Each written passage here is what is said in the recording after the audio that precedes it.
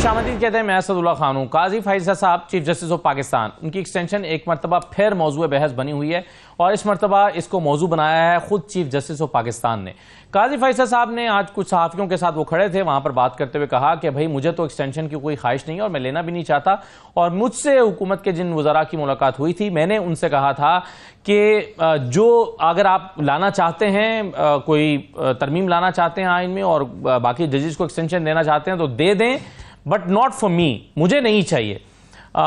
ये एक ज़ाहिर बहुत बड़ी खबर थी कि काजी फैसल साहब ने खुद कह दिया है कि वो कंटिन्यू नहीं करना चाहते, लेकिन दूसरी तरफ नुक्ता ये उठाया जा रहा है कि अगर काजी फैसल साहब इतना अहम बात कर रहे हैं तो फिर अदालती साल के पहले दिन की तकरीब में वो ये बात कह देते तो शायद वो ज़्यादा एक मजबूत बात होती। कुछ लोगों का ख्याल यह है कि नहीं, अगर आईनी तरमीम आ गई तो फिर तो बाइंडिंग हो जाएगा चीफ जस्टिस पर, तो फिर तो वो उसे रिफ्यूज़ नहीं कर सकते और वो रिफ्यूज़ नहीं करेंगे और फिर तो वो ना चाहते हुए भी उसको कबूल कर लेंगे और कंटिन्यू करेंगे। तो ये मुख्तलिफ तरह के तबसरे हो रहे हैं और मुख्तलिफ ऑप्शंस भी ज़ाहिर है उनके सामने मौजूद हैं। वो चाहें तो वो इनकार कर दें आईनी तरमीम की सूरत में और चाहें तो वो इसको कबूल कर लें, लेकिन दूसरी तरफ सवाल यह है कि क्या आईनी तरमीम होने के लिए नंबर पूरा हो गया है। हुकूमती ज़राए ये दावा कर रहे हैं और आज के अखबारात में ये खबरें लगी हुई हैं कि नंबर पूरा कर लिया है, 224 पूरा हो गया है हुकूमत के पास आईनी तरमीम के लिए, और उसके लिए मौलाना फजल रहमान ने नोट कर दिया है। अगर मौलाना फजल रहमान साथ मिल गए हैं तो भी उनके मिलने से नंबर पूरा नहीं होता, जाहिर है कुछ लोगों को, पीटीआई के लोगों को भी साथ मिलाना पड़ा होगा, लेकिन बहरहाल खबरें यही आ रही हैं और आज छापी भी गई हैं कि नंबर पूरा हो गया है। अब क्या वाकई मौलाना फजल रहमान ने नोट कर दिया है और वो रजामंदी का इजहार उन्होंने कर दिया है, और क्या वाकई हुकूमत के पास नंबर पूरा हो गया है, और क्या वाकई कोई आईनी तरमीम होने जा रही है, और क्या हुकूमत चाहती है कि चीफ जस्टिस काजी फैसल साहब कंटिन्यू करें, क्योंकि पिछले दिनों नून लीग के रहनुमाओं ने ये स्टेटमेंट बबांगे दोहल दी हैं कि जस्टिस मंसूर जो हैं वो अगले चीफ जस्टिस होंगे, ये वो कह चुके हैं। तो अब इसमें देखना यह है कि ये जो ऊंट है वो किस करवट बैठता है। आज बड़ी अहम मीटिंग भी हो रही हैं, पीपल्स पार्टी ने भी अपनी अहम क़यादत को बुलाया हुआ है, यानी जरदारी साहब ने बुलाया हुआ है मुलाकात करने के लिए। फिर शहबाज शरीफ साहब ने आज इशाइया का एहतमाम कर रखा है और अब से कुछ देर के बाद जो है वो ये इशाइया होने जा रहा है जिसमें जो इत्तेहादी हैं उनको बुलाया गया है। अब देखना यह है कि मौलाना फजल रहमान साहब उसमें आते हैं और क्या वो ये एक इशारा मिल जाता है कि नंबर पूरा हो गया है। तो ये तमाम चीज़ें मिलकर बहरहाल एक ऐसी समत में बढ़ रही हैं जिससे हुकूमत शायद अपने हक में कुछ कानून साजी कर सके, लेकिन तहरीक इंसाफ ने यह ऐलान किया है कि वो बहुत सख्त रद्द-ए-अमल देंगे और बड़ी स्ट्रॉन्ग स्ट्रीट मूवमेंट जो है वो इसके नतीजे में चलाएंगे अगर काजी फैसल साहब को कंटिन्यू करने का फैसला किया गया। तो ये तमाम मामला हैं। इस पर मेरे साथ आज के प्रोग्राम में हाफिज़ एहसान अहमद साहब मौजूद हैं। बहुत शुक्रिया आप साहब, खुश आमदीद प्रोग्राम में। नईम हैदर पंजोता मुझे ज्वाइन कर रहे हैं तहरीक इंसाफ से। लेकिन पहले ये बता दीजिए हाफिज़ साहब के चीफ जस्टिस साहब कि इस बात को कितनी अहमियत दी जा सकती है जिसमें उन्होंने सहाफ़ियों से खड़े हुए गैर रस्मी तौर पर कहा कि भाई मैं तो कंटिन्यू नहीं करना चाहता, लेकिन अगर कोई आईनी तरमीम हो जाती है तो फिर तो ज़ाहिर है वो तो आइन हो जाएगा, फिर तो उनकी मुद्दत बढ़ी जाएगी। तो क्या वो अर्ली रिटायरमेंट लेकर चले जाएंगे फिर, या कंटिन्यू करेंगे, क्या तरजीह होगी उनकी? असद एक तो ये है कि पाकिस्तान के कॉन्स्टिट्यूशन के अंदर जो जजेस का एक अपॉइंटमेंट का प्रोसेस है, या उसके अंदर एक एज का है जो एलिवेशंस का है, या उसके बाद रिटायरमेंट का है, या पाकिस्तान की इवन सिविल सर्विस जो है उसमें एक्सटेंशन का कोई कॉन्सेप्ट नहीं है। अगर आप सिविल सर्विस से रिटायर्ड हुए तो आपकी रिटायरमेंट के बाद गवर्नमेंट आपको एक नया कॉन्ट्रैक्ट देती है और वो नया कॉन्ट्रैक्ट जो है उसकी टर्म्स एंड कंडीशंस डिफरेंट आती है।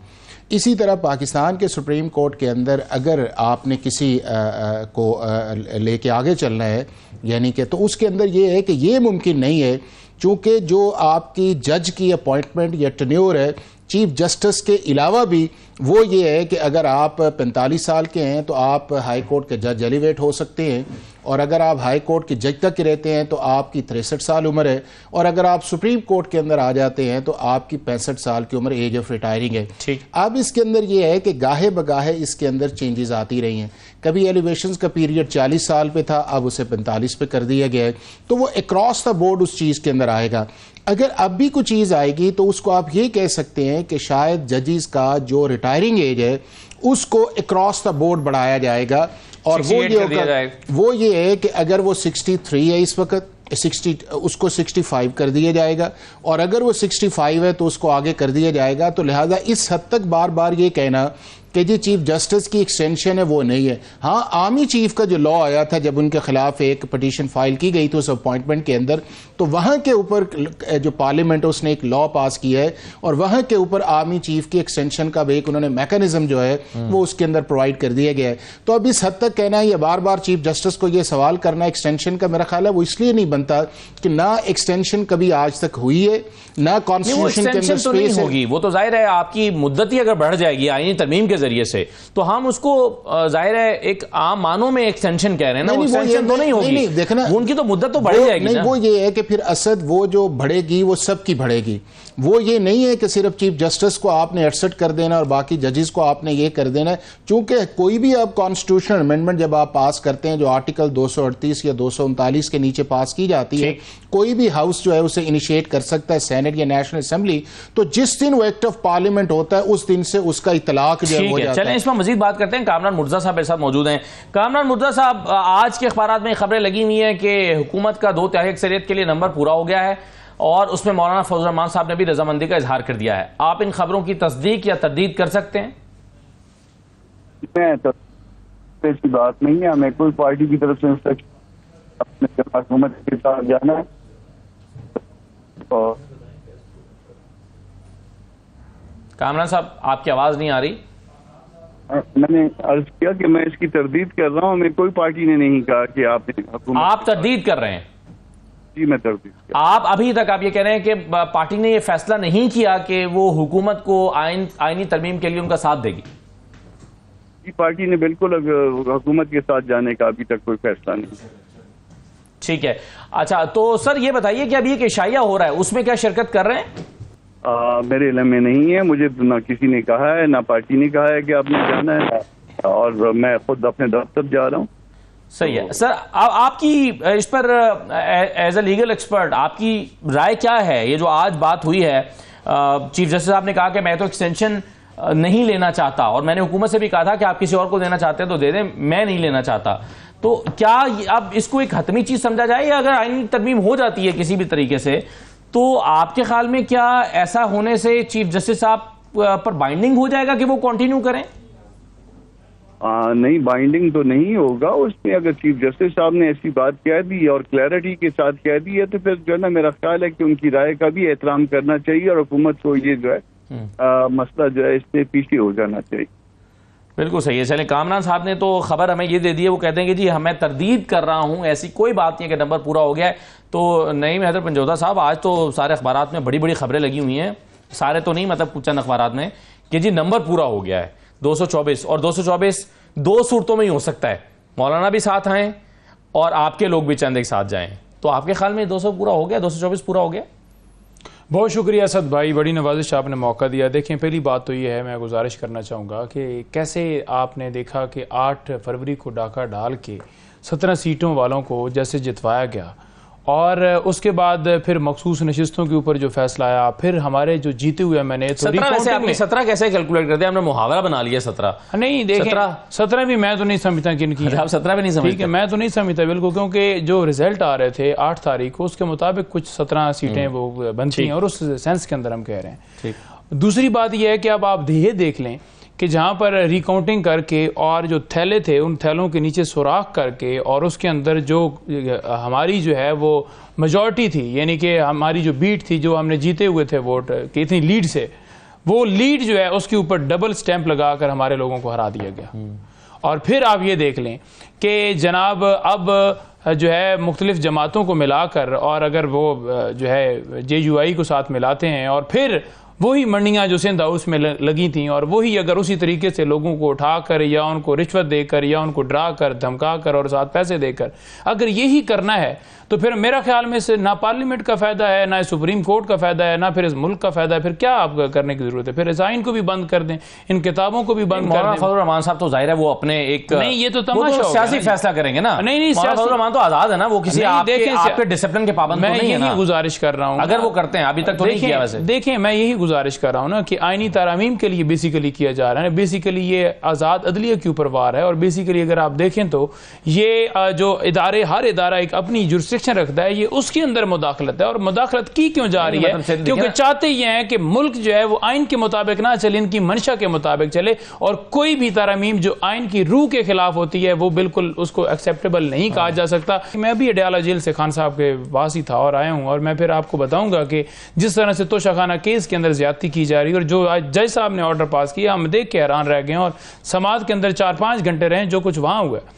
अच्छा, बात यह है कि इस वक्त जो सूरत हाल है, इस सूरत हाल के अंदर जजेस की तादाद बढ़ाना या काजी साहब को एक्सटेंशन देना, मैं ये समझता हूँ कि जो 8 को डाका डाला गया है, या मुल्क के अंदर जो फस्तायत है, जो जुल्म है, जो जबर है, कोई जलसा जलूस करने की इजाज़त नहीं है, जो जलसे की इजाज़त दे के भी शैलिंग की जाती है, या रुकावटें डाली जाती हैं, या लोगों के घरों में छापे मारे जाते हैं, तो ये जो है उसके ऊपर दोबारा इसको कंटिन्यू करने के लिए, इसी को कंटिन्यू करने के लिए, अगर तो ये सब कंटिन्यू करने के लिए आपका मानना ये है कि क्यों नहीं है मानना? मैं आपको बताता हूं, 3-4 आपके सामने रख देता हूं। और फिर जो है चीफ इलेक्शन कमिश्नर जो हैं, आप ये देख लें कि उन्होंने क्या रोल अदा किया, उनके बारे में गवाहियां दे रहे हैं। और फिर हम 9 मई के हवाले से सवाल दरखास्त लेकर गए, वो क्यों नहीं लगाई जा रही? 8 फरवरी को, सर सुन लें, 8 फरवरी को जो डाका डाला गया है, आज तक क्यों नहीं दरखास्त लाई गई? आप जिस 88 लोग मिलिट्री ट्रायल के अंदर है, वो क्यों नहीं सुप्रीम? क्योंकि सुप्रीम कोर्ट एक ऐसा इदारा था जहां से मुल्क को इंसाफ मिलना था। तमाम इदारे तबाह हो चुके हैं, नैब को अपने मुताबिक चला रहे हैं, FIA को अपने मुताबिक, पुलिस, पंजाब हो, KP तो अब डेफिनेटली हमारी हुकूमत है, लेकिन वहां पर ऐसा नहीं है। लेकिन इस्लामाबाद हो, मुझे ये बताइए, जो सवाल तो ले लेना, फिर मैं आगे बढ़ूं आप साहब के पास। मुझे ये बताइए कि आप जिस फियर का इजहार कर रहे हैं, ये तो अमली तौर पर तभी मुमकिन है कि आपके भी चंद लोग जाके मिल जाएं हुकूमत के साथ, तभी 224 पूरा होगा। तो आपको अपने लोगों पे भी भरोसा नहीं है? हमें बिल्कुल भरोसा है, लेकिन मुल्क के अंदर हो क्या रहा है? हमारे लोग जो प्रेस कॉन्फ्रेंस जिनसे करवाएगी, अगवा किया गया, उन्हें घरों में उन्हें चादर चारदीवारी का तकद्दस पाओ, उनकी बीवियों को, बच्चों को पता नहीं क्या क्या धमकियां दी गई और उनके कारोबार बंद किए गए। जैसे लोगों से प्रेस कॉन्फ्रेंस करवा के दूसरी जमातों में शामिल किया। आप जजेस आपके सामने वो लेटर लिख रहे हैं कि वीडियो लगाई जा रही हैं, धमकियां दी जा रही हैं, तो नजर नहीं आ रहा कि लोगों से जबरदस्ती जो है ये सारा कुछ काम करवाया जा रहा है, और साथ पैसों के भी लालच दिए जा रहे हैं, अगवा भी किया जा रहा है कि आप उस पार्टी में जाएं, इस पार्टी में जाएं। और ये एक नहीं है, बेशुमार मिसालें आपके सामने। हाजी इम्तियाज को पिछले दिनों गायब किए रखा, आप सारी दुनिया ने नहीं देखा। इसी तरह से और कितने MNAs को उन्होंने उठा के रखा है।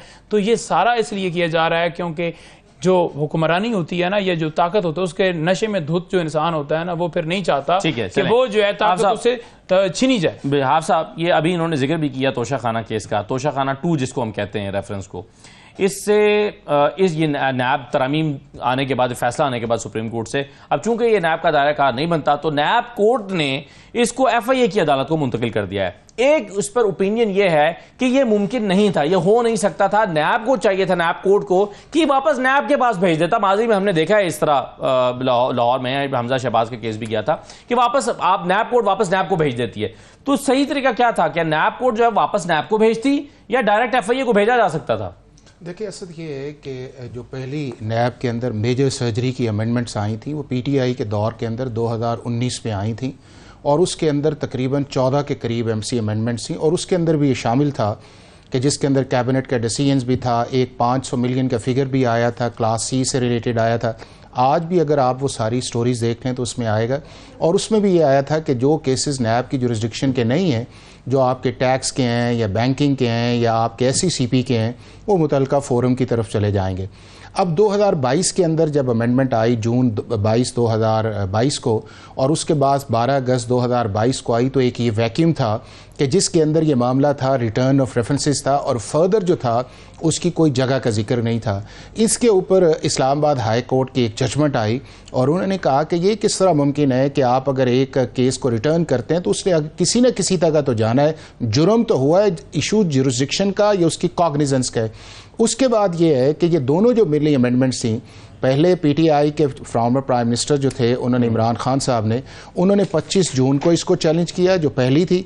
उसके बाद जब दूसरी अमेंडमेंट आई, उन्होंने चैलेंज किया, जो 5 मई 2023 को आई थी, जो इस्लामाबाद हाई कोर्ट की जजमेंट भी आई है, उसको किसी जगह चैलेंज नहीं किया गया, और उसके अंदर सीधा वे आउट था कि बजाय वो चीज़ जो है कि वापस नैब की तरफ जाए, तो ये नैब कोर्ट की कॉम्पिटेंस लीगल है कि उस केस को जो मुतलका फोरम है उसको भिजवाए है, उसमें FIA भी शामिल है, उसमें बैंकिंग ट्रिब्यूनल भी शामिल है, उसमें आपके टैक्स ट्रिब्यूनल्स भी शामिल है, उसके SCCB भी शामिल है। तो ये लॉ या कॉन्स्टिट्यूशन के अंदर जो एक चीज थी उसके मुताबिक जो है ये आज फैसला एक आया है। हाँ, एक चीज है कि इस फैसले को चैलेंज किया जा सकता है अगर उन्होंने गलत किया है। नहीं, लेकिन क्या उनका जब एक अदालत का दायरा इख्तियार ही नहीं बनता तो क्या वो फिर असल देखें, वो जो दायरा इख्तियार है वो आपको उसी नैब लॉ के अंदर दिया गया ना। अब 5 मई 2023 को जो सेक्शन 4 के नीचे अमेंडमेंट्स आई हैं उसके अंदर उस अदालत को इख्तियार दिया गया है कि पहले ये था कि जब वो रेफरेंस आप वापस भिजवा रहे थे उस अमेंडमेंट के ऊपर तो सुप्रीम कोर्ट के अंदर ये आर्गूमेंट आया कि क्या नैब एक डंपिंग ग्राउंड है, क्या नैब ने उसको अपने पास रखना है। उसके ऊपर मैंने आपसे कहा ना कि इस्लामाबाद हाई कोर्ट की एक जजमेंट आई कि यह मुमकिन ही नहीं है कि अगर कॉग्निजेंस आया है तो वो FIA का हो सकता है, बैंकिंग का हो सकता है, टैक्स का हो सकता है। उसके लिए जब मई के अंदर अमेंडमेंट आई 5 को, उसके अंदर ये नैब को, ये अदालत को कह दिया गया कि या नैब खुद वापस एप्लीकेशन दे के कर ले या फिर अदालत यह है कि बजाय डंपिंग ग्राउंड के अंदर जाने के वो जो मुतलका फोरम है उसको भिजवाए। अब नैब कोर्ट ने अगर जजमेंट ऑर्डर किया है, इनकी एक एप्लीकेशन आई है और दूसरी 190 मिलियन पाउंड्स की मेरे ख्याल सुबह लगी हुई है, तो अगर उसने एक फैसला दिया है तो वो अपीलेबल फैसला है। आप इस फैसले को इस्लामाबाद हाई कोर्ट के अंदर चैलेंज कर सकते हैं कि उन्होंने गलत इस्तेमाल किया है। और उसके बाद सुप्रीम कोर्ट के अंदर नैब कोर्ट ने आज जो ऑर्डर पास किया है वो एज पर अमेंडमेंट जो 5 मई 2023 को आई है उसके मुताबिक उसने जुरिस्डिक्शन इस्तेमाल की है। अगर आप उस जुरिस्डिक्शन से एग्रीव्ड हैं तो आप उसको हाई कोर्ट के अंदर चैलेंज कर सकते हैं। सही है, ये रास्ता तो मौजूद होता ही है। एक छोटा सा ब्रेक लेते हैं, ब्रेक के बाद वापस आते हैं।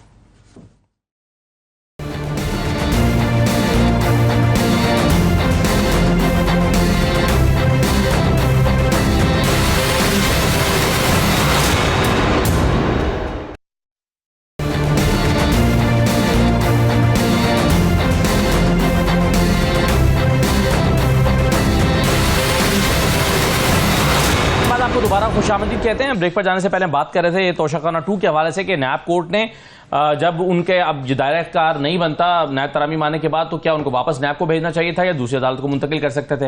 हाफिज एहसान साहब का कहना है कि उनका ये इख्तियार है, वो कर सकते हैं। नहीं महदर पंजोता साहब, आपकी क्या राय है, ये ठीक किया अदालत ने? बिल्कुल गलत किया है जी। फवाद चौधरी साहब की मैं ट्वीट देख रहा था जो कि कल आपके जलसे में भी मौजूद थे, वो ये कहते हैं कि जी जब इख्तियार समाअत ही नहीं बनता तो वो सिर्फ नैब को वापस भेज सकते थे, FIA को नहीं भेज सकते। बिल्कुल नहीं भेज सकते थे। उसकी रीजन ये है कि आज मुकम्मल तौर पर हमने अदालत को असिस्ट किया। पहली बात तो ये है कि जाकर नैब की जो टीम थी, प्रोसिक्यूटर्स थे, उन्होंने जाकर अदालत से ये सदा की कि ये जो 2 करोड़ और 20 लाख नहीं 3 करोड़ और 20 लाख का ये केस बनता है तो लिहाजा 50 करोड़ से नीचे वाले केसेस आपको पता है कि नैब के दायरा इख्तियार में नहीं है। तो उन्होंने कहा जी कि ये उस दायरा इख्तियार में नहीं आता तो लिहाजा इसको ट्रांसफर कर दिया जाए। अब ये हम नहीं कह रहे कि ये दायरा इख्तियार में नहीं था, बल्कि वो कह रहे हैं। ये बात बहुत अहम है क्योंकि ये दो सारे कह रहे थे जनाब के इमरान खान खुद ही उसके बेनिफिशरी और बेनिफिट ले रहे हैं। इमरान खान साहब ने आज हमारी तरफ से क्या मौक़िफ़ था? आज हमारी तरफ से मौक़िफ़ ये था कि जो बेल्स हैं, पोस्ट अरेस्ट बेल्स हैं, उनको डिसाइड किया जाए। उसकी रीज़न ये है कि इस वक्त जो है वो खान साहब और बीबी साहबा दोनों जो हैं वो जुडिशल कस्टडी में इस कोर्ट की, और इस कोर्ट की कस्टडी में हम आए इस्तदा लेकर कि वो जो दरखास्तें हमने दी हैं उसको डिसाइड किया जाए, ना कि इसको ट्रांसफर किया जाए, क्योंकि आपके पास इख्तियार नहीं है। अगर किसी जज जो है वो उसके पास कोई केस लगा होता है और दूसरी अदालत में उसने ट्रांसफर करवाना होता है तो वो खुद नहीं कर सकता, उसके लिए भी हाई कोर्ट है। अब नैब तरमीम के बाद वापस नैब तरमीम के बाद में वहां पर कहीं पर यह नहीं लिखा हुआ कि वो एहतसाब अदालत उसको ट्रांसफर करके FIA को भिजवा सकती है। अब आपकी राय है कि ये दूसरा आपके पास और हुकूमत एक फ्रेश जो है वो इसके अंदर अहम चीज देखें, जो कह रहे थे, नारे लगा रहे थे इमरान खान रिलीफ ले रहा है। इमरान खान का केस जो है वो FIA के अंदर तो रिलीफ मांगा है। मेरी सुन लेना, 190 मिलियन इमरान खान का तो केस जो है वो FIA में चलने लगा, FIA में लेकर जा रहे हैं। तो क्या इमरान खान का केस खत्म हो गया? क्या खान साहब और बीबी साहब बाहर जो उनके ऊपर एलिगेशन, जो उनके ऊपर कसूर बनाया गया था, वो केस इसी तरह से एक फॉर्म नहीं तो दूसरा, और वो उन्होंने कहा है हमने मेरिट के ऊपर बरियत भी वो जो मेरिट पे नहीं, आपने ये कहा है कि नैब तरामीम पर सुप्रीम कोर्ट के फैसले के बाद 190 मिलियन पाउंड का केस बनता ही नहीं है। नैब तरामीम में काबीना के तमाम फैसलों को तहफ़्फ़ुज़ हासिल है। तो चूंकि इसमें काबीना के इसके अंदर जो हमने जिक्र किया है वो उस फैसले का जरूर जिक्र किया है, लेकिन 265 की जो दरखास्त दी गई है उसके तहत हमने ये कहा है कि बरियत की जाए, क्योंकि जो शवाहिद हैं, जो एविडेंस रिकॉर्ड करवाई गई है, जो बयानात हैं, जुबैदा का है या परवेज खटक का है या आजम खान का, ये एक ग्राउंड है या नहीं है कि नैब तरामी में अब चूंकि काबीना के फैसलों का तहफ़्फ़ुज़ हासिल है, ये ग्राउंड तो है ना? नो, हमने बरियत की दरखास्त जो आईओ जो गवाह हुए हैं उस बुनियाद के ऊपर मांगी है, और वहां पर भी हमने ये इस्तदा की है कि इसको हम ये नहीं कह रहे कि मेंटेनेबिलिटी की बुनियाद के ऊपर इसे बिल्कुल खत्म कर दी जाए, बल्कि ये इस स्टेज के ऊपर आ चुका है केस, क्योंकि जितना ट्रायल हुआ है फाइनल मराइल के ऊपर है, तो ये केस अगर एक महीना बाद भी जाकर डिसाइड होता तो ये केस जो है इसके अंदर सजा नहीं हो सकती, तो लिहाजा बरी किए जाए। दूसरी तरफ आप ये देखें कि जो रेट्रोस्पेक्टिव इफेक्ट के अंदर तरमीम की गई हैं उसके तहत पुराने केसेस के अंदर भी नवाज शरीफ, जरदारी उन सबको जो है क्लीन चिट दे दी गई है। हमें ये बता दें, दिखा दें कि किसी जगह के ऊपर उनका केस FIA के अंदर गया है या नवाज शरीफ की या आसफ की या इनकी गिरफ्तारी डाली गई है, कहीं पर है?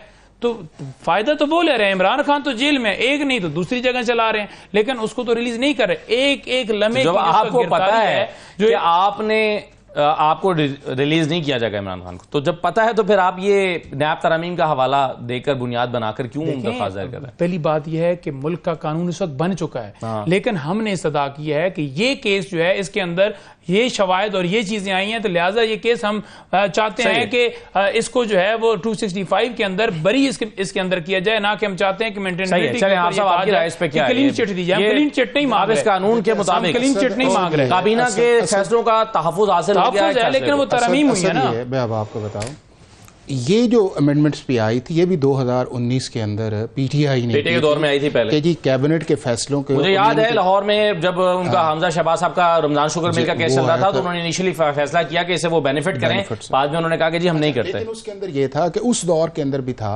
कि अगर उस कैबिनेट का फैसला है या उस इन्होंने तो ज़्यादा उसको एलेबोरेट कर दिया, जिसमें आपके NFC भी डाल दिया, कमेटीज़ भी डाल दी, SOEs भी डाल दी, और ये पिछला भी यही था। उसके अंदर ये था कि अगर आपने इंडिविजुअली रेसिप्रोकली कोई मॉनेटरी बेनिफिट नहीं लिया तो आपको ये इम्यूनिटी है कि नैब इसके कॉग्निजेंस नहीं ले सकता। ये पहले भी था, ये अभी भी उस चीज़ के अंदर है। अब यहाँ पे दो तरह के केसेस हैं। एक वो केसेस हैं जो सेक्शन 5 का है, जिसके अंदर एक थ्रेश होल्ड है 500 बिलियन का। उसके अंदर ये है कि उसका कैबिनेट का उसकी ज़रूरत नहीं है। 500 मिलियन के ऊपर ये है कि नैब दायरा इख्तियार न रखता था एज़ पर लॉ 1985 से, जो कि रिट्रोस्पेक्टिव इफेक्ट है। जब नैब इख्तियार नहीं रखता तो आपकी अकाउंटेबिलिटी कोर्ट नहीं है, इसलिए स्ट्रेट अवे जो है वो 500 मिलियन वाला आ गया।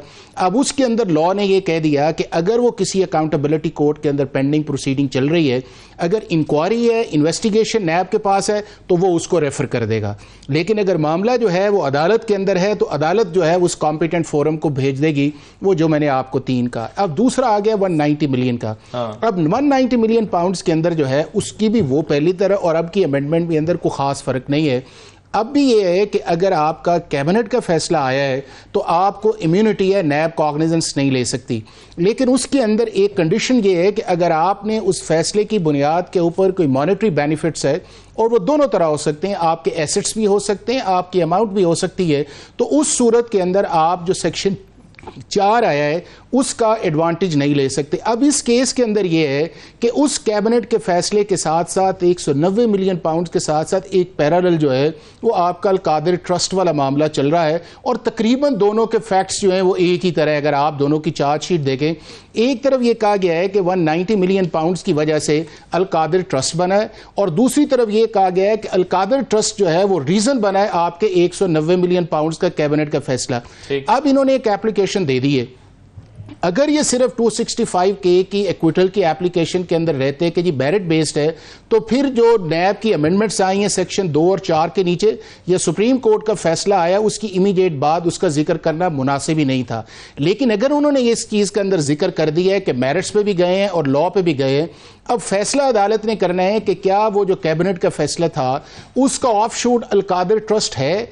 अगर वो अल-कादिर ट्रस्ट कहते हैं कि उसका ऑफशूट है, जो ट्रांजैक्शन है, तो फिर ये मामला चलेगा। लेकिन अल्टीमेटली मैं इसके अंदर समझता हूं कि ये मामला जो है, जो उन्होंने एप्लीकेशन दी है, इसके अंदर जो भी फैसला आएगा ये फिर हाई कोर्ट के अंदर जाएगा, और अगर कोई उससे अग्रीव दोनों में है, चाहे नैब है या तो मामला सुप्रीम कोर्ट के अंदर जाएगा। एक सुकुम नहीं है कि एक शख्स फर्ज करें बंद लिफाफे में कैबिनेट से कोई चीज अप्रूव करवा लेता है, अपने जाती फायदे के लिए करा लेता है, अब उसको काबीना का तहफ़्फ़ुज़ हासिल हो गया, अगर उसने करप्शन भी कर ली है। नहीं, वो नहीं है तहफ़्फ़ुज़ ना। देखें, आपका ये है, आपका जो रूल 16, 17 और 18 जो है, जो हमारा रूल्स ऑफ बिजनेस कैबिनेट को डील करता है या गवर्नमेंट ऑफ पाकिस्तान करता है, उसके अंदर एक प्रॉपर तरीका है कि आपने कैबिनेट के अंदर केसेस को किस तरह प्रेजेंट करना है, उसका एजेंडा किस तरह बनेगा, मिनिस्टर ऑफ इंचार्ज किस तरह लेके आएगा, उसके बाद उसकी डिस्कशन एक पूरा 16, 17, 18 के अंदर है। अब अगर उसका प्रोसीजरल लैप्स आता है तो वो इतना मायने नहीं रखता कि आपने यकदम कर दिया, लेकिन उसके अंदर ये है कि कोई मॉनेटरी बेनिफिट आता है, जिसकी तरफ आपने भी कहा है ना, उसको पीटीआई ने 2019 के अंदर नहीं देता, ना पीटीआई ने प्रोटेक्शन दी थी उस दौर के अंदर जो 2019 के अंदर ऑर्डिनेंस आया था, ना इस ऑर्डिनेंस के अंदर प्रोटेक्शन। ये किस तरह मुमकिन है असद कि कैबिनेट या आपकी एनएफसी या कमेटीज रिपोर्ट या आपके एसओजी गलत फैसला करें और आप सिर्फ ये कह दें कि जी चूंकि मुझे लॉ ने प्रोटेक्ट किया है कि एक कलेक्टिव फैसला आया है तो उस हद तक मुझे, हाँ, उस कलेक्टिव फैसले के अंदर यह है कि अगर 12 बंदे वहां पे बैठे हैं, उनमें से 10 जो हैं उनको कोई रिलीफ नहीं मिला और 2 ने उसके अंदर से रिलीफ लिया है, तो वो दोनों के दोनों जो हैं वो हेल्ड रिस्पॉन्सिबल आएंगे और 10 जो हैं उस चीज का बेनिफिट लेंगे कि जी हमारा तो इससे ताल्लुक ही कोई नहीं है, जिन्होंने लिया है। तो वो रेसिप्रोकल क्लॉज जो है मौजूद है। और मैं ये समझता हूं कि इस स्टेज के ऊपर कि जब आप हाई मॉरल ग्राउंड के अंदर सुप्रीम कोर्ट ऑफ पाकिस्तान के अंदर इन्हीं अमेंडमेंट्स को लेके गए थे, जब बजाते खुद आपने इसको बनाना था तो इन्होंने बड़ी अर्ली कर दी है 265K की एप्लीकेशन को मूव करना। जब आपका आईओ फाइनल होता, उस फाइनल होने के बाद जो है फिर आप उस चीज के अंदर जाते कि हमें किस पे जाना चाहिए या नहीं जाना चाहिए। लेकिन चूंकि अब नैब ने इसके अंदर मुखालफत की है, अब दोनों सूरतों के अंदर जो मामला है वो पाकिस्तान की सुप्रीम कोर्ट ही तय करेगी कि सेक्शन 2 या 4 का बेनिफिट जो है मिलता है प्राइम मिनिस्टर को मिलता है या नहीं। ठीक है, बिल्कुल सही है। अब कल एक जलसा हुआ था तहरीक इंसाफ का, उस जलसे पर कमेंट करते हुए उस्मा बुखारी साहबा ने आज अदलिया पर भी तनकीद की है और तकरीर करने वालों पर भी तनकीद किया था। सुनिए उस्मा बुखारी साहबा ने क्या कहा है। इन्होंने बुनियादी हकूक इस्तेमाल करने हैं 2 सूबों को आपस में लड़ाने के लिए। मेरा आज सवाल है अपनी ऑनरेबल अदलिया से, जिनको बहुत शौक है इनको जलसों की इजाजत देने का भी। आपने कल देखा है सब कुछ या आपने जानबूझकर आंखें बंद की हुई हैं? आपको नजर नहीं आता, देखना सुनना नहीं चाहते। एक नशई आदमी, एक करप्ट आदमी, एक गंदा आदमी दूसरे सूबे की खातून चीफ मिनिस्टर को तज़हीक से बुलाता है और फिर उनके सूबे पे ऊपर यलगार करने की धमकियां देता है।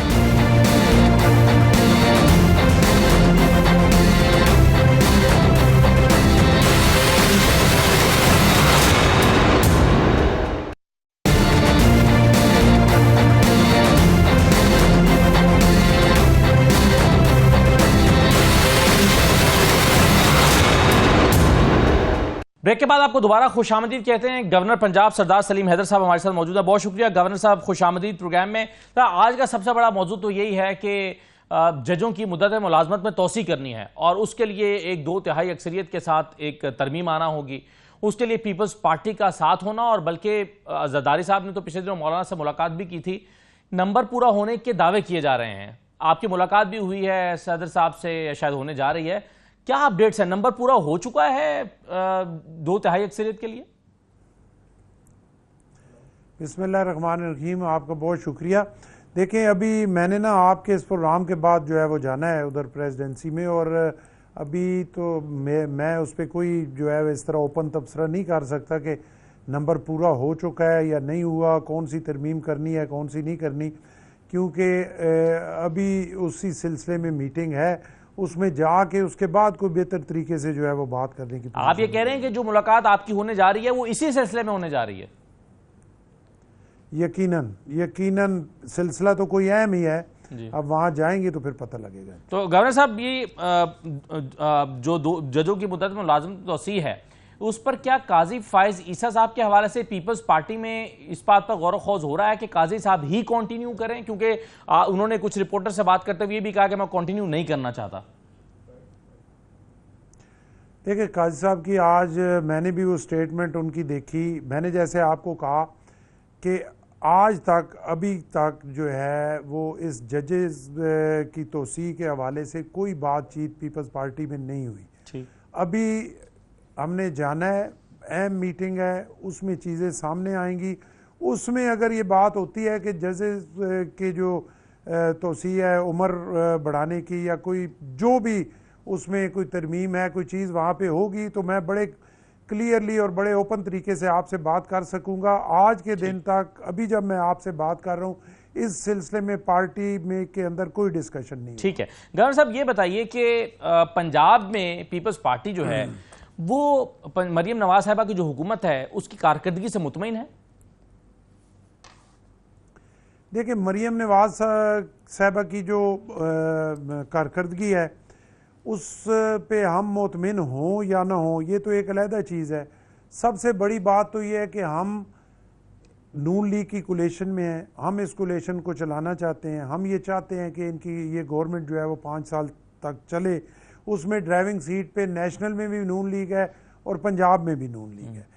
तो अब ये तो उन पे पूरी जिम्मेदारी ऐड होती है, उनको सोचना पड़ेगा कि वो अपनी कारकर्दगी उस स्टेज तक लेके जाएं ताकि ये चीज़ें भी बेहतरी की तरफ आगे चलें, मुल्क के लिए भी डिलीवर हो सके, सूबे के लिए भी कुछ हो सके और आवाम जो बेचारी इंतहाई मुश्किल सूरत हाल में है उनके लिए भी कोई बेहतरी आ सके। और फिर कल अगर इसी कोलेशन को चला के अपने टाइम के बाद हम लोगों के पास जाएं तो लोगों के पास हम अच्छे तरीके से जा सकें। तो मरियम नवाज साहिबा कोशिश कर रही हैं, हम भी रोज़ाना की बुनियाद पर जो है वो देखते हैं।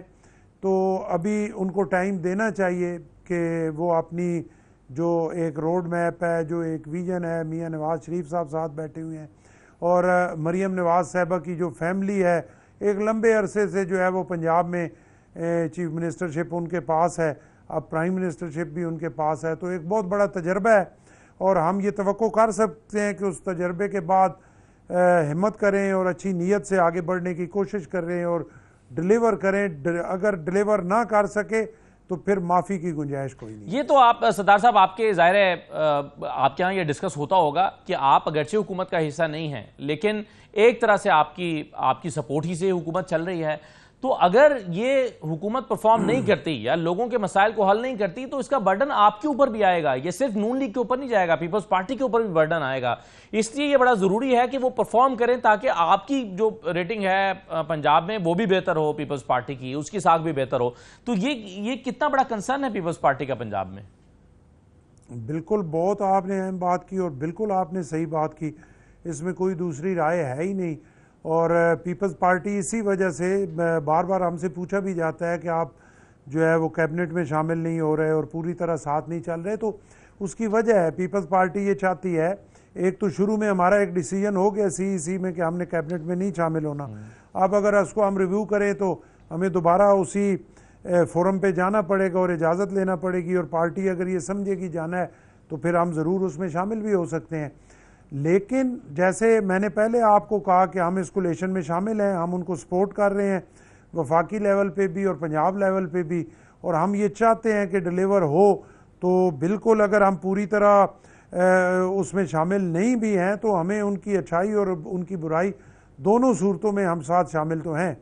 तो हमारी ये पूरी कोशिश है कि वो डिलीवर करें। इसीलिए आपने देखा कि चेयरमैन बिलावल साहब ने भी कुछ थोड़ा नाराज़गी का इजहार किया, फिर पंजाब लेवल पे मैंने भी बहुत दफ़ा उस चीज़ का इजहार किया और तवातर से हमारी मीटिंग्स भी जो है वो वहाँ पे हो रही हैं और प्राइम मिनिस्टर साहब ने भी उसमें अपना कंसर्न ज़ाहिर किया और उन्होंने इसहाक डार साहब को पंजाब में भेजा।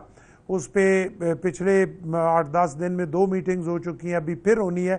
तो पीपल्स पार्टी का इस पर पूरा जोर है कि डिलीवर किया जाए और ये नहीं देखा जाए कि ड्राइविंग सीट पे नून लीग बैठी है तो हम खामोशी से कोने पे बैठ जाएं और सिर्फ बैठ के तमाशा देखें, क्योंकि ये अब तमाशा देखने का टाइम नहीं है। मुल्क की सूरत हाल बड़ी नाजुक है।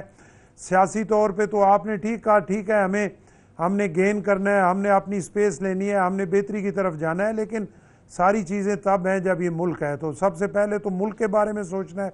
उसके लिए अगर हमारे वोट्स कुर्बान होते हैं, हमने पहले भी किए, आइंदा भी करेंगे, लेकिन हम ये चाहते हैं कि मुल्क ठीक हो और मुल्क तब ही ठीक होगा जब जो है वो ये जो गवर्नमेंट कोलेशन गवर्नमेंट है ये चलेगी, सियासी तौर पे मुल्क स्टेबल होगा। सियासी तौर पे स्टेबिलिटी आएगी तो हर तरफ से आप इकानमी को दहशतगर्दी को, बहुत सारी चीज़ों को आप जो है वो बेहतर कर सकते हैं। आपसे सरदार साहब एज अ गवर्नर सदर साहब की क्या एक्सपेक्टेशंस हैं या क्या जिम्मेदारी आपको खास तौर पर दी गई है पार्टी के हवाले से, सूबे के हवाले से, परफॉर्मेंस के हवाले से? ये आपका फोकस किन चीज़ों पर है? सदर साहब की तरफ से एम्फेसिस किस बात पर है? देखें, उसमें सबसे बड़ी चीज़ तो एक पॉलिसी है जो सामने हमें नज़र आ रही है। और जैसे मैंने बहुत सारी जगह पे कहा कि ये नून लीग के साथ हमारा जो अलायंस है ये मोहब्बत या शौक़ का अलायंस नहीं है, ये मजबूरी का अलायंस है कि इसके अलावा कोई हल नहीं है मुल्क के लिए कि किसी न किसी दो पार्टीज़ को मिल के चलना है तो ये चीज़ें आगे चलेंगी। सबसे पहली बात यह है कि पुल, मैंने हैसियत गवर्नर पीपल्स पार्टी का नुमाइंदा हूँ पंजाब में, तो मैंने कोशिश करनी है पीपल्स पार्टी और नून लीग के दरमियान पुल का किरदार अदा करना है और कोशिश करनी है चीज़ों को बेहतरी से आगे चलाने की कोशिश करनी है, इस कोलेशन को आगे चलाना है, गवर्नमेंट को आगे चलाना है। और इसमें ये नहीं है कि मैंने अपनी पार्टी की स्पेस नहीं लेनी। पीपल्स पार्टी एक हकीकत है, पीपल्स पार्टी पंजाब की पार्टी है। जुल्फ़िकार अली भुट्टो ने पीपल्स पार्टी को पंजाब में ही इसकी बुनियाद रखी और हमेशा पीपल्स पार्टी जो है वो पंजाब से अच्छी कारकर्दगी का मुजाहरा करती रही। अब मेहनत से अपने लोगों को, जो हमारे पीपल्स पार्टी का जो वर्कर है वो पंजाब के हर कोने में मौजूद है।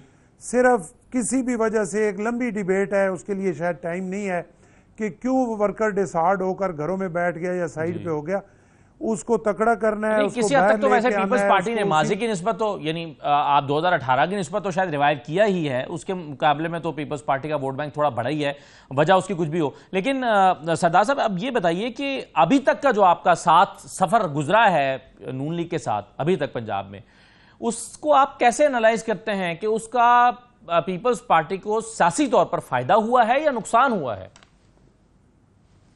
देखिए, अभी तक का जो सफर गुजरा है ना, आज के दिन तक जब आपके सामने मैं बैठा हुआ हूँ, कल कोई डेवलपमेंट हो जाए, बेहतर हो जाए, बहुत अच्छा है। और जैसे मैंने आपको कहा कि हमने बहुत सारी अपने मसाइल जो हैं, बहुत सारी हमारी चीज़ें जो हैं उनको साइड पे रख दिया है, सिर्फ और सिर्फ मुल्क के लिए, मुल्क को बेहतर करने के लिए। आज के दिन तक जो मेरे कम से कम ये 4 महीने हुए हैं नून लीग से, कोलेशन से, चीज़ें कोई आगे उस तरीके से बढ़ नहीं सकी बेहतर तरीके से।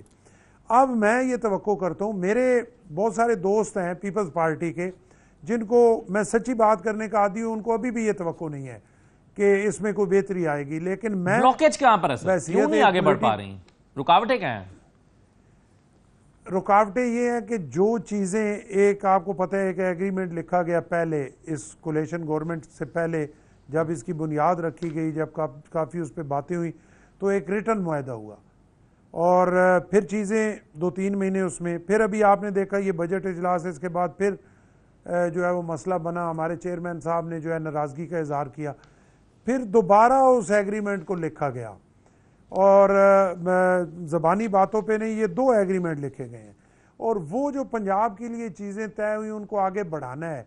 अभी तक वो उस तरीके से आगे बढ़ नहीं रही, लेकिन मेरी पूरी कोशिश है। आपके ख्याल में सर आगे ना बढ़ने की गवर्नर साहब वजह यह है कि नून लीग कर नहीं सकती, उनकी मजबूरियां हैं, या वो करना नहीं चाहते अपने सियासी फायदे के लिए?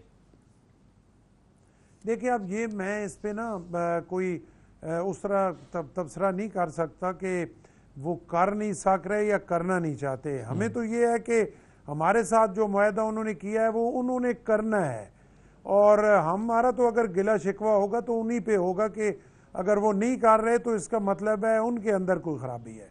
हम किसी और तरफ नहीं देख रहे, हमारा एग्रीमेंट उनके साथ हुआ है, हम चाहते हैं उस एग्रीमेंट पे वो कायम रहें, चीज़ों को आगे बढ़ाएं। मुझे आज के दिन भी ये तवक्को है कि इंशाल्लाह चीज़ें आगे, हालांकि आपके साथियों को तवक्को नहीं है, आप ये कह रहे हैं पंजाब में? मेरे बहुत सारे साथियों को तवक्को नहीं है, एक को नहीं, बहुत सारे। कल भी हम गवर्नर हाउस में बैठे हुए थे तो जब डिस्कशन हो रहा था तो मैंने कहा कि अब चीज़ें जो है वो बेहतर होने की तवक्को है और मुझे ये उम्मीद है कि चीज़ें बेहतर होगी। तो वहाँ पे जो हमारे पीपल्स पार्टी के सीनियर क़यादत की पंजाब की बैठी हुई थी तो उन्होंने मेरे पे गिला किया जी कि गवर्नर साहब को ये नज़र आ रहा है लेकिन हमें इसकी कोई तवक्को नहीं है। तो लेकिन तो गवर्नर साहब, अब ये जो 2 तहरीरी मुआहदे हैं आपके नून लीग के साथ, अगर उस पर कोई अमल दरामद नहीं होता, बात आगे नहीं बढ़ती, जो कि आप अकेले समझते हैं कि बढ़ सकती है, अगर नहीं होती तो क्या होगा फिर?